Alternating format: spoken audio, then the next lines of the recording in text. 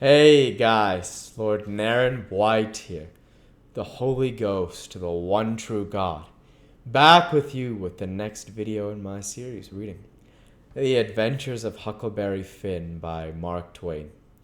Without further ado, returning to The Adventures of Huckleberry Finn, as read by Lord Naren White. We're safe, Huck, we're safe. Jump up and crack your heels. That's the good old Cairo at last. I just knows it, I says. I'll take the canoe and go see, Jim. It might not be, you know. He jumped and got the canoe ready, and put his old coat in the bottom for me to set on, and give me the paddle, and as I shoved off, he says, Pretty soon I'll be a-shouting for joy, and I'll say, it's all on accounts of Huck. I was a free man. I couldn't ever been free if it hadn't been for Huck. Huck done it. Jim won't ever forget it, you Huck. You's the best friend Jim ever had, and you's the only friend Jim's got, and old Jim's got now. I was paddling off, all in a sweat, to tell him on. But when he says this, it seemed to kind of take the tuck all out of me. I went along slow then, and I warn't right down certain whether I was glad I started or whether I weren't. When I was 50 yards off, Jim says, There you goes, the old true Huck, the only white gentleman that ever kept his promise to old Jim. Well, I just felt sick, but I says, I got to do it.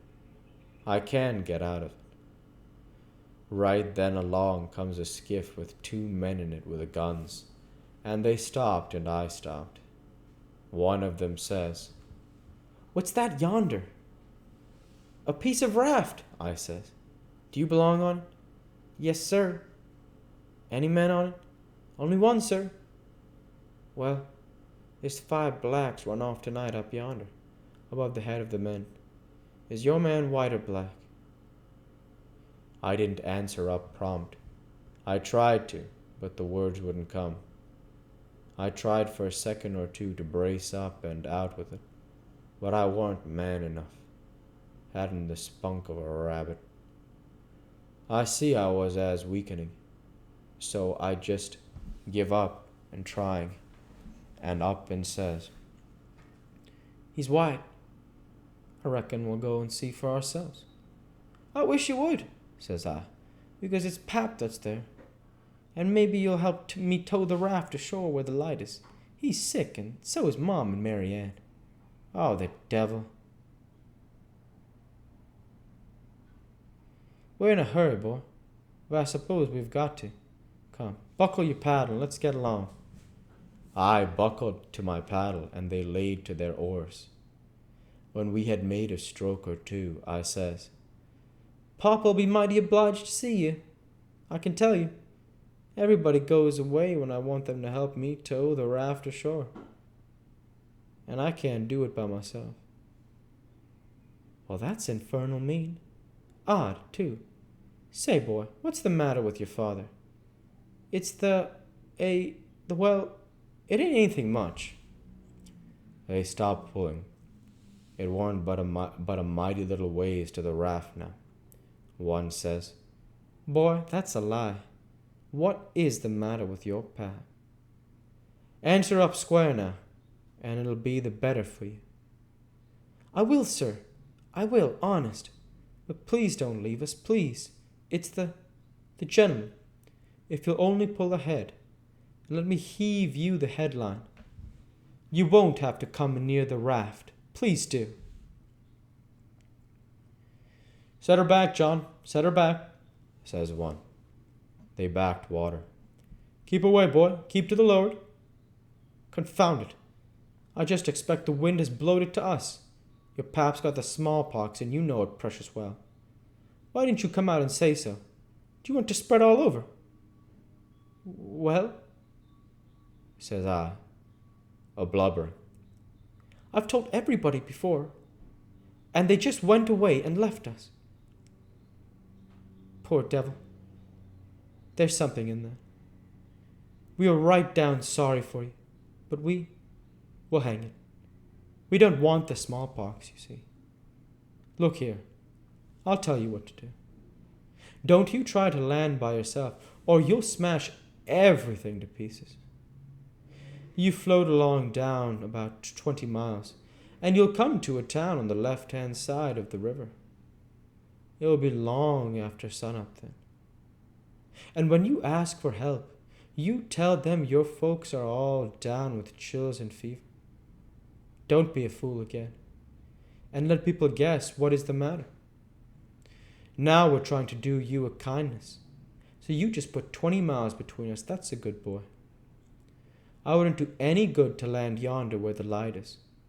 It's only a woodyard. Say, I reckon your father's poor, and I'm bound to say he's in pretty hard luck. Here, I'll put a $20 gold piece on this board, and you get it when it floats by. I feel mighty mean to leave you, but in my kingdom, it won't do to fool with smallpox, don't you see? Hold on, Parker, says the other man. Here's a 20 to put on the board for me. Goodbye, boy. You do as Mr. Parker told you. You'll be all right. That's so, my boy. Goodbye. Goodbye. If you see any runaway blacks, you get help and nab them. And you can make some money by it. Goodbye, sir, says I. I won't let no runaway blacks get by me if I can help it. They went off, and I got aboard the raft, feeling bad and low, because I knowed very well I had done wrong, and I see it warn't no use for me to learn to do right. A body that don't get started right when he's little ain't got no show. When the pinch comes there, ain't nothing to back him up and keep him to his work. So he gets beat. Then I thought a minute and says to myself, hold on. Suppose you done a right and give Jim up. Would you feel better than what you do now? No, says I. I'd feel bad. I'd feel just the same way I do now. Well then, says I, what's the use you learning to do right when it's troublesome to do right and ain't no trouble to do wrong, and the wages is just the same? I was stuck.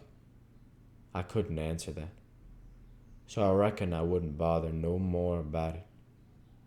But after this, always do whichever come handiest at the time. I went into the wigwam. Jim weren't there. I looked all around. He weren't anywhere. I says, Jim? Here I is, Huck. Is they out of sight yet? Don't talk loud. He was in the river under the stern oar, with just his nose out. I told him they were out of sight, so he come aboard. He says, I was a-listening to all they talk, and I slips in the river and was going to shove off for show if they come aboard. Then I was going to swim to the raft again when they was gone. But lousy, how did you fool 'em, Huck? That was the smartest dodge. I tell you, child, I expect to save old Jim. Old Jim ain't going to forget you for that, honey. And then we talked about money. It was a pretty good raise, $20 apiece. Jim said we could take deck passage on a steamboat now, and the money would last us as far as we wanted to go in the Free States. He said 20 more miles weren't far for the raft to go, but he wished we was already there. Towards daybreak we tied up, and Jim was mighty particular about hiding the raft good. Then he worked all day fixing things in bundles and getting all ready to quit rafting. That night, about 10, we hove in the sights of the lights of a town away, down in a left-hand bend. I went off in the canoe to ask me about it. Pretty soon I found a man out in the river with a skiff, setting a trot line. I ranged up and says, Mister, is that town Cairo? Cairo? No, you must be a plain fool. What town is it, mister? If you want to know, go and find out. If you stay here bothering around me about half a minute longer, you'll get something you won't want. I paddled to the raft. Jim was awful disappointed, but I said never mind. Cairo would be the next place, I reckoned. We passed another town before daylight, and I was going out again, but it was high ground, so I didn't go. No high ground about Cairo, Jim said. I had forgot it. We laid up for the day on a towhead tolerable close to the left-hand bank. I begun to suspicion something. So did Jim. I says, "We'll go ahead and stop there for this week. As usual, I want to say thank you for watching, and I hope you enjoyed. Please like, comment, and subscribe, as it greatly helps the channel. Like to be with you all. Take care, and thanks again."